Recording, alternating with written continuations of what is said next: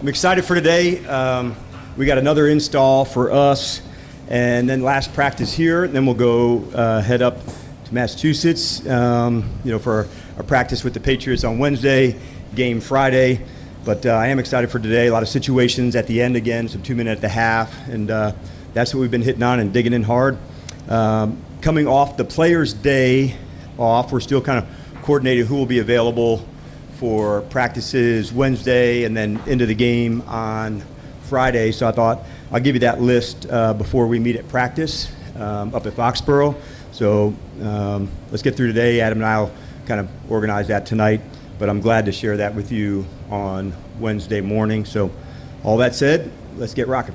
Well, can I ask about one player? Brandon Coleman had to, left the field the other day. How is he? Will he be out there today? Or? Brandon will be out for today, and then we'll see what it looks like for this trip to go. So, if he's able to make it for Wednesday's practice, heading into New England.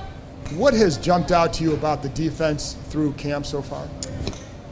I think Joe's trying to emphasize different things on different days. I like that we've, pushed ourselves on man-to-mans to see in the spring. You naturally do more zone. There's no contact. You're just trying to do the best you can, so you emphasize different things in different parts of the year. But I like the communication that I'm hearing from them. I like the rotation and utilizing the big guys in different ways. But we're got a long way to go in terms of how we want to get the ball. We got a long way to go in tackling, but I like that Joe's really mixed in a lot of man-to-mans. Do you feel that because of who you have at corner now this year that you can play more of that effectively, and what's the impact of that? That's the goal, to test, and find out where you're at, what you can do. And so now that we are getting into more of that, it's good. Now what's matchups, and we'll do some of that this weekend again. So I'm looking forward to, heading up to New England. I've known Mike for a long time, so I'm looking forward to getting up there and working with those guys too. And in the travel, look, these rookies have traveled throughout their college careers, but this is a different level. Yeah. It's a different experience. How do you counsel them? Do you say anything to them as they prep for their first time with an NFL squad? Yeah. One, it's awesome to take the team away. A little bit different environment, because hotel at home and hotel on the road, it is different. And so I like the teams being together. Chick, I think there's things to gain with that. As far as the game goes, it's awesome. It will be eventually their first NFL game. They've been thinking about doing that forever. My message is they've already been doing that at practice, playing against other NFL players at that spot. But it's still a start and something that is a cool day for them to begin. Dan, in terms of the joint practice, are there, what are for the line play? Obviously, can only do so much except when the pads are on a little bit. What are some for the line play both sides? Are you kind of most looking forward to seeing once you guys get that joint practice going? One of the things, Ben, that I like is the different style of player. When you're here, I have a sense what he's like. I have a sense what the next person's like. So a different defensive front, how they align would be different than how we do. Different style of player, somebody you haven't gone against. So there's definitely things to gain as you're going through that. And it's not just online, they'll be on special teams in that same space. So it's a really effective way to get more work in from some different looks, different styles, and we also provide that for them. And for the defensive tackles, Johnny Newton in particular, how has he been in camp? And for that joint practice, what are you kind of hoping to see from him and some of the other tackles? Yeah. The first thing that sticks out when you talk about him is man, what a difference a year makes, where he's able to really fully practice and play and express all the things that make him unique. If you can remember, coming off the foot, it's just working it back into it. When can he get there? And so to see him fully doing all the things, that's been exciting for me. And then as we get moving forward, reps, how to feature him. He's got great quickness off the ball, so we love when we get him on the edge of players, whether it's guards, centers, and even we've kicked him out, into some end at times too. Dan, you indicated last week that Terry might be on the field soon. Are you expecting him to come off PUP at a certain point soon? Not a timetable. I think you'll see the on-field work, and then we'll progress from there. So once you get a good bit of on-field work, really hard routes, decelling, stopping, that's the hardest part. Not, straightaway speed, but mostly for receivers, that decel, that's the comeback, that's the in-breaking route. And so that's most of it for wideouts and for DB. So when that hits the spot, then I'm expecting then that to turn quickly. With Bobby Wagner, I mean, you've been around him quite a bit throughout his career. I mean, even at this stage in his career, does anything change with him as far as this process? I mean, what allows him to keep doing what he's doing at such a high level? Yeah, I wish I coached him every year of my career. He's very disciplined. He's very structured in his routine of how he goes about it. He's methodical. You'll see him in with Chad really early, workouts, but he really trusts that. Now he's, what do I tweak? How do I get it better this one? But it does come from the work. I would say some people manage, okay, I'm on, I'm off. Like, there's not really an off switch with him. Like, part of him is the work ethic. Like, I have put it in. I'm way past that. It's, I wouldn't say throwback in a way, but he really trusts that process of, like, some might call it overtraining, but for him, what it does to his mind and how he gets ready, there's an advantage there too, Nikki. So he really has it and he trusts it, and it's been effective for him. Hey, Dan. Dave. I know the offensive line is a unit, and it's including the tight ends as well, but specifically with Tunsil and Coleman, do you see them having the kind of potential where they can be the place you run by on 3rd and 1, 4th and 1, like on a regular basis, just because they're so talented that it's hard to kind of stop them? It's cool to see they're unique, and now we've seen both pull. How do you get out and go? So whether it's a guard pull on a counter or both guard and tackle pulling, just the tackle, maybe on a sweep or a toss play, and that jumped out to me that usually you don't have that type of flexibility. Oftentimes there's one really good puller, and sometimes it's the left guard when you're running into this side. If you think of like a Hall of Famer like Alan Faneca or somebody, like, you knew where the play was going because he was going to pull, and they still ran it well because he was that good at it. When you have the flexibility to move and be dominant, get into the combinations, it's a big deal for us. And part of our offense is being at the line and being aggressive, but having that ability to pull and move, that's a hard thing defensively to defend. With Terry's situation, I mean, there's going to be a ramp up whenever this gets resolved. Yes. And I just wonder, from a calendar standpoint, how much time do you think he'll need to ramp up? Because this week is gone, essentially, and I would think next week you're going to play the starters a lot, or as much as you're going to play them in preseason. I just wonder, from a calendar standpoint, what are we talking? It's a great question, and I think I'll have a better sense of whenever it's back, then it begins, the on-field. So we won't rush that. It's too important, but all of the guys need that at any position, at any spot. And so it really depends on the return.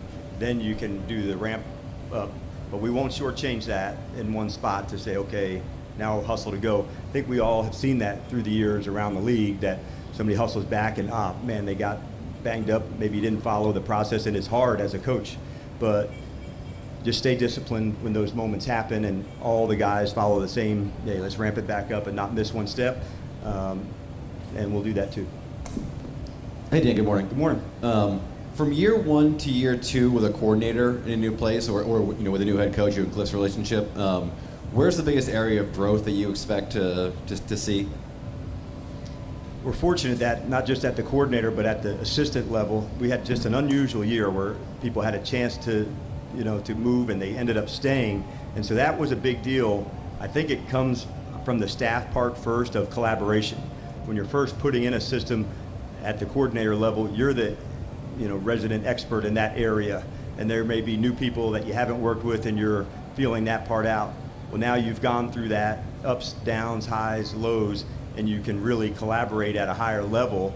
And so that can kind of raise the standards of things, because you've been through the adversity, which, like, all staffs are going to go in the spring when you're new, like, hey, the scoreboard's not on, all is good, then you lose a few games, or the unit doesn't perform as well, and fixing problems, building relationships with players, those are big deals. And so I think what I would expect year 1 to 2 is collaboration, not just offense to offense and defense to defense, but together. And now that you can do that, I think then you can really set yourself up. Now you're communicating. Hey man, this is hard. That was a good play, and I'm seeing that with the staff, and that brings me a good peace of mind. I think it's been a second since we asked you about Cosme, how he's doing. How's his progress, and do you feel like week 1 is still like on the table as a potential? Yes, definitely still on the table, and once the decision comes with off PUP or not, we still have a few weeks until we're even into that discussion. But the load bearing, the strength, the quad strength is usually the thing that you're always testing when you're coming back from an ACL, and then taking on power, like a guy pushing, and so he's doing a lot of field work. We're pleased with where he's at. He's absolutely busted his ass to put himself into a spot to do that, but it's too early to call. Although he's hitting all the marks, I wouldn't want to speculate just not knowing him on the field around the guys. Because just like DA was talking, like no matter what, it takes timing and skill work, and not just by yourself individual work. So it's the practice that matters the most, getting the practice reps with the team. Hey, good morning, Coach. Good morning. I know every staff can be a little bit different how they operate. At this point in the training camp session, how much are you guys operating on the full playbook, and how much are you operating on like an install playbook, for lack of a better term? I don't know what you call it. Yep, we're still at the install spot, so we have a few more to go. There's one today of some things that's going in, and then when we come back from that trip, there's a little bit of an extended time between the New England game and the Cincinnati game, so it allows us to go into that more. So what we'll do in that part, David, also service one of what is this the offense need to see more of against the defense, and vice versa. So there's your own install, and then hey, I'd like to see more blitz, I'd like to see more of this type of zone, this type of front. So it can even go into what do you do, and then I'd like to see a little bit more of some others. And it is an advantage, and it was by design with New England and Baltimore, a little bit different in terms of systems and how we do things, so that helps too. Hey, Coach. Good morning. So, kind of along those lines, what does a good practice look like? So, how do you know when they really got after it, or you weren't pleased? Yeah. First thing I want to make sure is the effort's right, Candy, in terms of the finishing of the end of plays. I want to see the details and the focus there, not the pre-snap foul, a neutral zone infraction or an offsides. The combative ones, I'm holding, will correct. I want to make sure those ones, the substitutions, when I see that part going, communication, energy, execution of the plays, that's it. As a coach, I also have to remind myself at times, like them failing is part of the process. I just want to make sure that that's going full speed to do that. Failing, jumping off sides, that's not failing. To me, like when you're going for it, and you made a mistake. And so I want to make sure the growth and the learning comes from like pushing something to try it. I like this, I couldn't do that, I tried this technique, it didn't work. You do need that right now. And that's what a good practice to me looks like, but it starts with energy, communication, details. I don't want to see people hurry, but I want urgency. I know that's like, well, what the hell's the difference, Dan? I can feel urgency, the way they get to the line of scrimmage, the way they communicate, the speed of the motion, but not being like,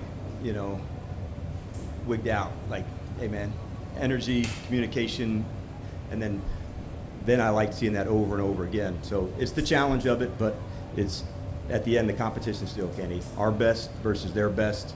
That's how you get really good ball, and it's going to go one or the other. So at a practice, it's not like everything's great because somebody's winning and losing the play. So it kind of should go back and forth. If it slants one way all the way, I'm like usually concerned on that too. So a lot of long answer, but it's fun to go through. Hey, Coach. Last week you worked on the red zone quite a bit. For both sides of the ball, did you see the pressure that you wanted from the defensive side, and did you see the execution from the offensive side? Yeah, we also did it even at the end of the game, which I loved. Twice now we've had a time where it came down to a moving clock, end of the game play. And that even adds an extra layer of intensity, Donna, because the clock's running, you don't get the play in from the sideline to huddle up, give you your best play. You're on the ball and doing that. So I enjoy that even more. So the most of the time down in the red zone, I'm wanting to find out, can we push it from time? Can we push it from last play? And sometimes it doesn't go like you want it to, but you do learn from that, and we'll have some more of that today.